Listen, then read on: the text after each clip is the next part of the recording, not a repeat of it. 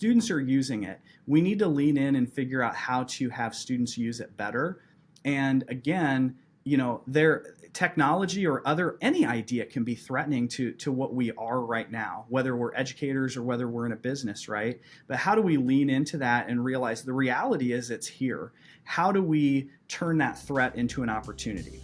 You're listening to the SmartSocial.com podcast. I'm your host, Josh Ochs. This is our District Talk segment where we interview district leaders to learn how they're keeping students safe on social media so those students can someday shine online. Now, let's get back to the interview. Hello, my name is Doug Wheeler.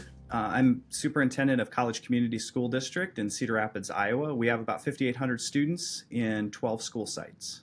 Hi, my name is John Magas, and I'm Superintendent of Duluth Public Schools in Duluth, Minnesota. We're located on the far western shore of Lake Superior, where we have 13 regular school sites and 4 alternative sites. We serve about 8,100 students, and we're pleased to be part of the community. My name is Andrew Wheatley. I'm the proud Secondary Curriculum Director at Lakota Schools. We're just outside of Cincinnati, Ohio. We have 23 buildings and 18,000 students that we serve every day. How have you been successful in increasing parent engagement to help keep students safe on social media? Yeah, so that's something that we're continuing to work on. I would say that if anyone says we're completely successful, any school says we're completely successful with that, it's ongoing, right? It's just like anything with communication. Communication and improving your communication doesn't have an end point. It's always in process, right? And so I think that it's really looking at our social media feeds from the district, making sure that those are reliable sources. And again, making sure that people understand, we are going to be accurate. We do have that burden of privacy, but then pushing out, those positive stories that we have and those positive things that we're doing as well, because it's really about, and I think this is the challenge of social media and the prevalence of social media, is developing trust. Like really, we survive on trusting relationships with our parents. And so getting trusted sources to them, I think is the biggest challenge that we continue to try to meet head on. Whether it's accurate information or whether it's their ability to, here's a bank of things that can help your children. I think where we're most successful with that actually is at preschool. We have a very robust interactive product, a learning management system at preschool. And, not only does it push out the, hey, we're coming in late today because of the snow, which we get here in Iowa, but it also is, here's the things we're working on. Here's where your child is. I really think it's about feedback and capitalizing on feedback. And, not really social media so much as having a robust learning management system that our parents are used to, they use consistently for 13 years with us, and that they can rely on. I think that's a big piece of it. Again, it's very easy to say, parents are busy, parents have different needs, but honestly, I really think that when we've asked parents to do things, they've always raised to the challenge. It's just that I think we learned in the pandemic, parents are like, I'm not a teacher. I need tools here, especially, helping, my 7-year-old with math or, whatever it is.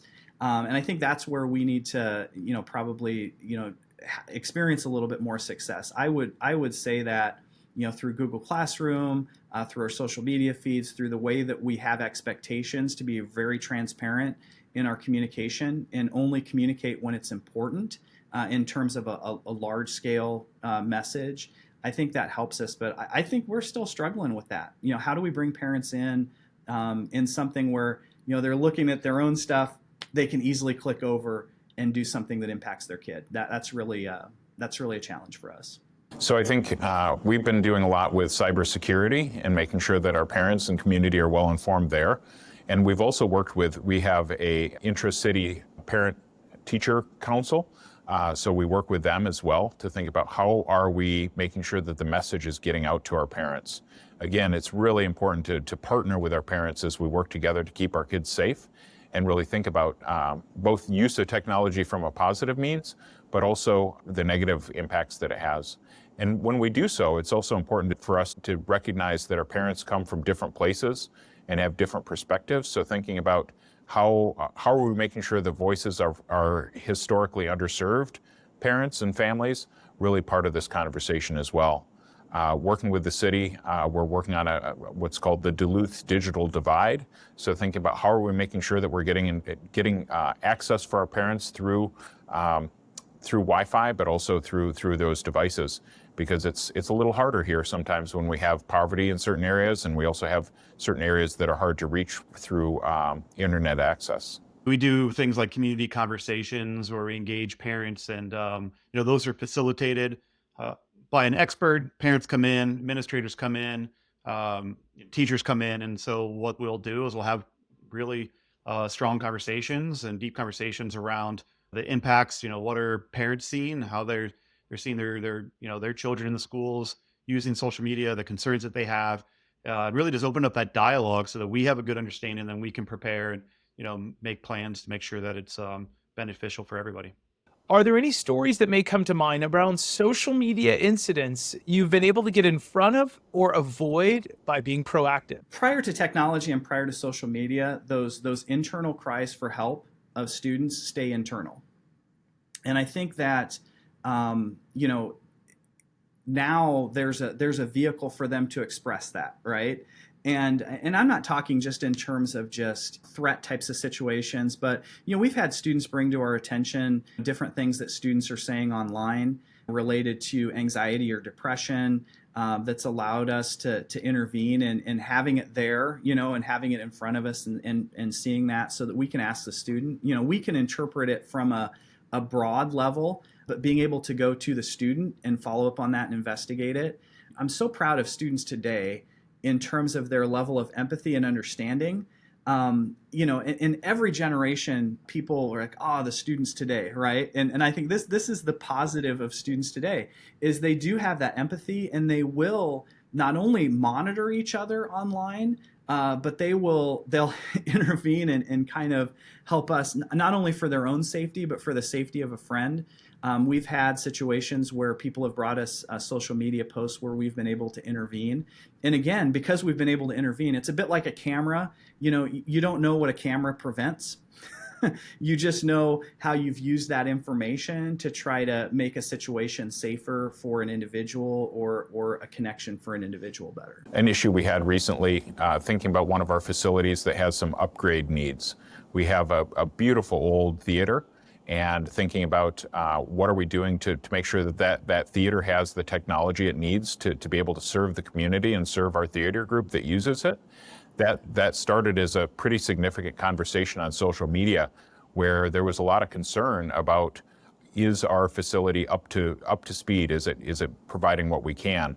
And really using social media to engage the public and really talk with the parents that were involved, and then also try and get around the story so that people understood that we're all on the same team trying to make sure that we have what our students need.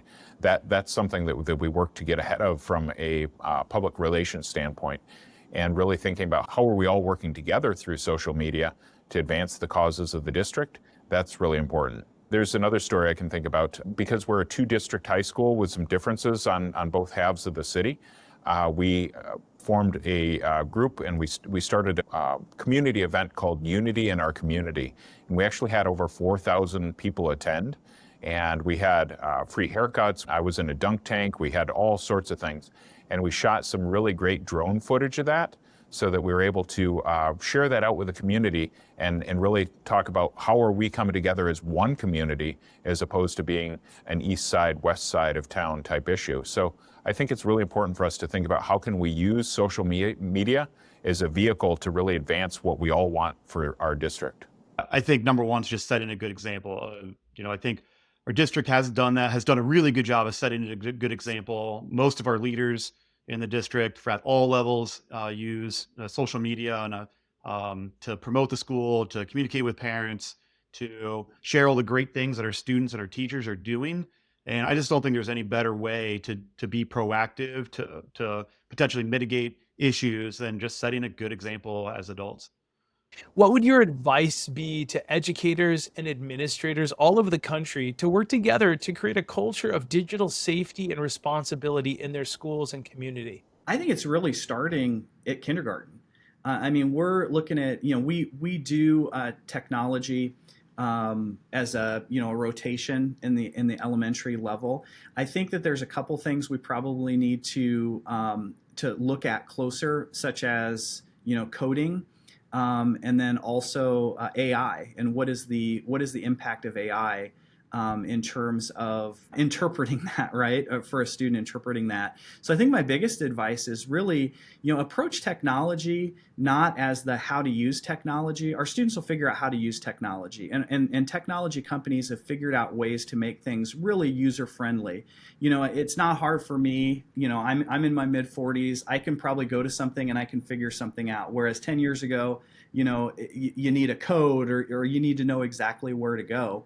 But you can kind of live in a different platform of, if the company is good, they're going to make it user-friendly and easy. So the focus is not really on how to use the technology, it's or how to use it itself, but how to use it in terms of to work for you.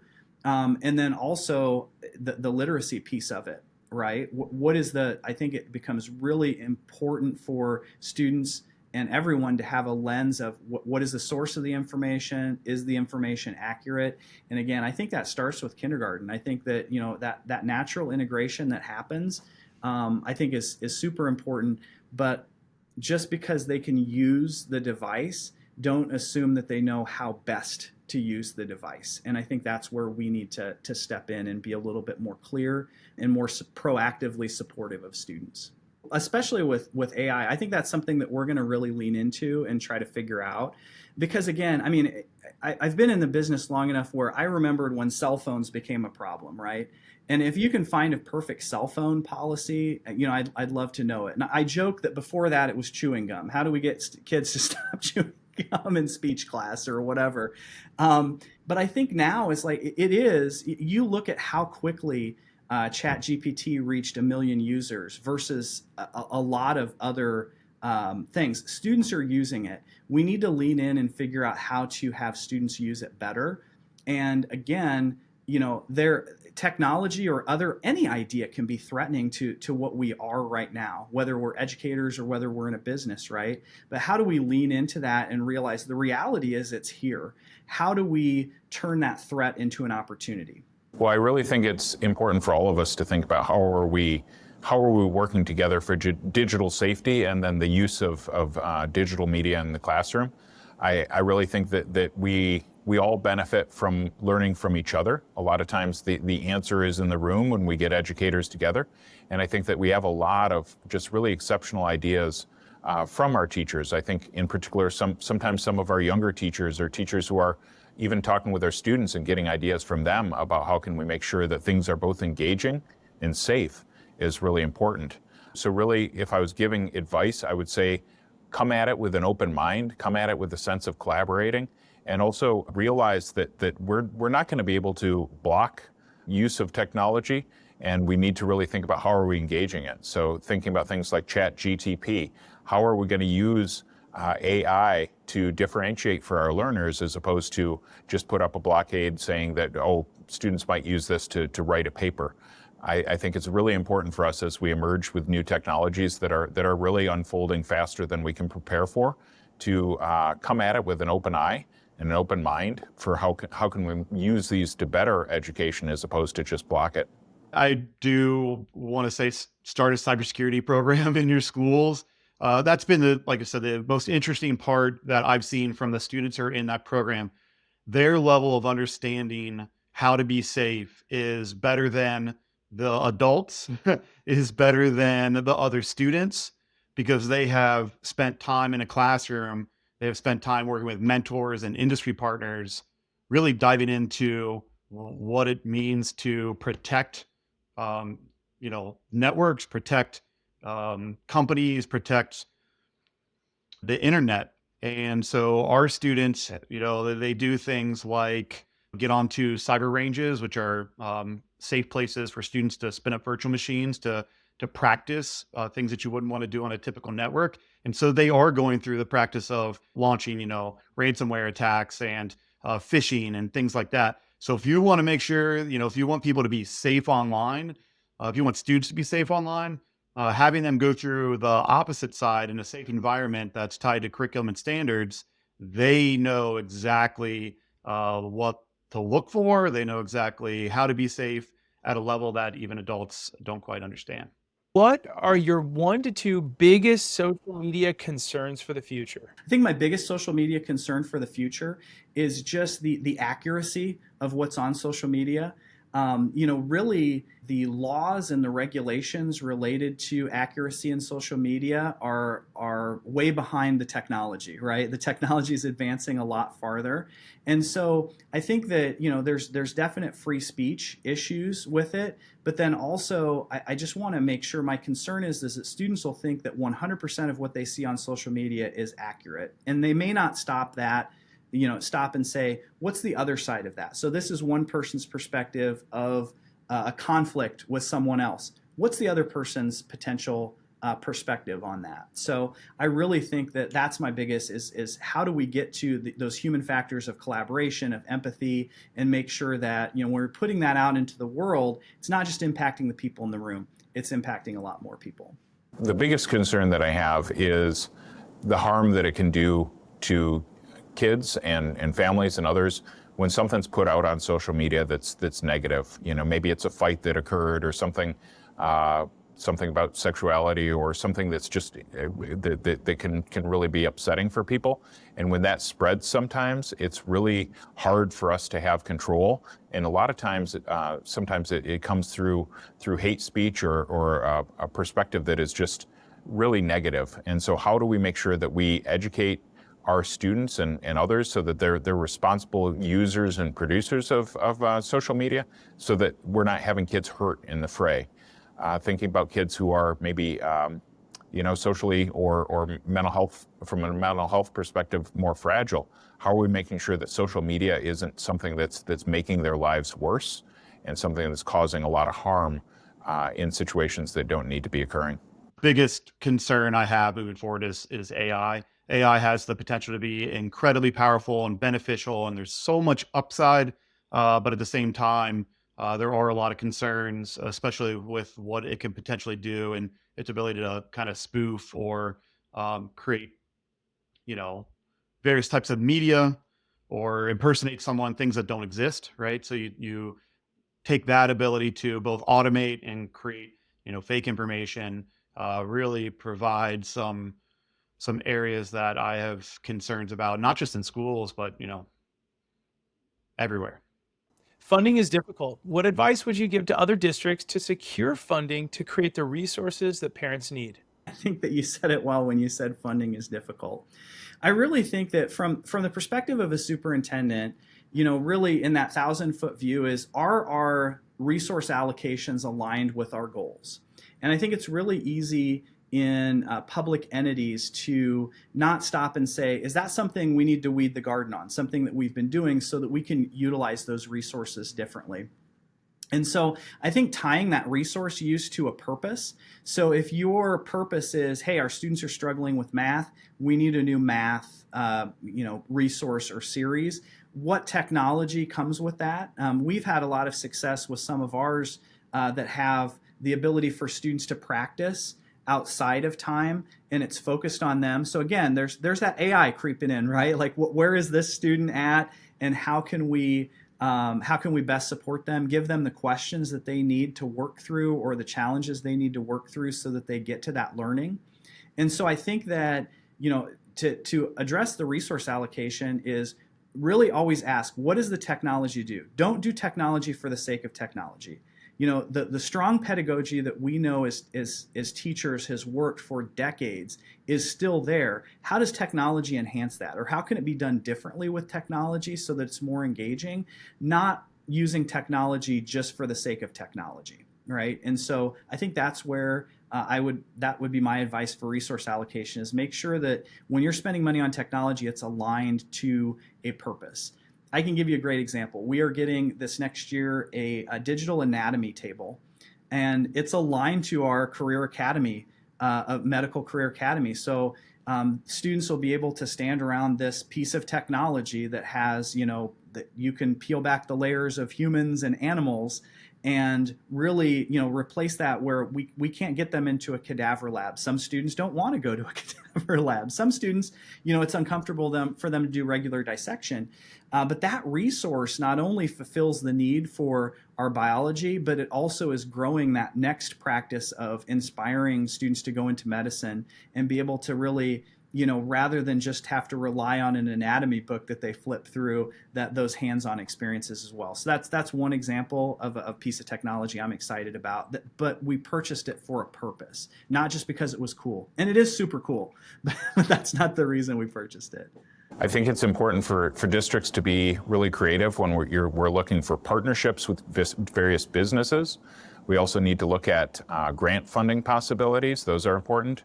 And then third, I think it's important for us to really consider our taxpayers and how are we telling the story of what we need for technology.